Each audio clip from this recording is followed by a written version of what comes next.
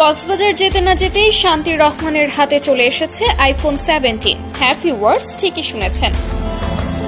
বাংলাদেশের শান্তির রহমানই মনে হয় প্রথম ব্যক্তি যে কিনা আইফোন 17 কিনেছে।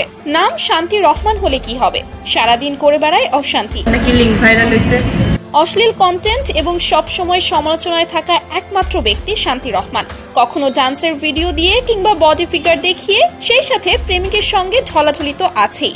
যদি বলা হয় বাংলাদেশের সবচেয়ে হট টিকটকারের নাম কি, তাহলে সর্বপ্রথম তার নামই চলে আসবে। নাম তার শান্তির রহমান, কারণ তার ভিডিওতে সেটা তিনি স্পষ্ট করেছে। টিকটকে ব্যাপকভাবে জনপ্রিয় পাওয়া এই মডেল সম্প্রতি ট্যুর দিয়েছে কক্সবাজারে। অবশ্য তিনি একা নয়, সাথে রয়েছে তার বন্ধু বান্ধবীরাও। উদ্দেশ্য একটাই, আইফোন কিনতে হবে। কিন্তু সব টিকটকাররা আইফোন কিনতে কক্সবাজার কেন যায়? বসুন্ধরা কিংবা যমুনার মতো এত জনপ্রিয় মার্কেট থাকা সত্ত্বেও কক্সবাজার কেন? শুধু তাই নয়, শান্তির রহমান কক্সবাজারে পা দেওয়ার সঙ্গে সঙ্গেই হাতে চলে এসেছে নতুন আইফোন। কিন্তু এটা কিভাবে সম্ভব?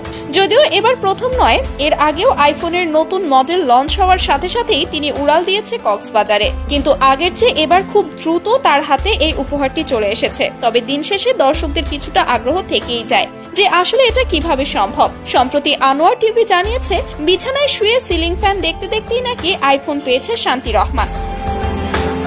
কিন্তু সবচেয়ে অবাক করার বিষয় হচ্ছে, শান্তি তার ফ্যামিলির সামনেই এগুলো করে, অথচ তাকে বাধা না দিয়ে উল্টো তার পরিবারের মানুষ হাততালি দেয়। কিন্তু আপনি যদি তার টিকটক ভিডিওগুলো দেখেন, তাহলে বুঝতে পারবেন তার উদ্দেশ্য একটাই, ছোট বড় সবাইকে আকৃষ্ট করা। কারণ ভিউ যত বেশি, ইনকামও তত বেশি। সেই সাথে কমেন্টে মানুষের গালাগালি তো আছেই।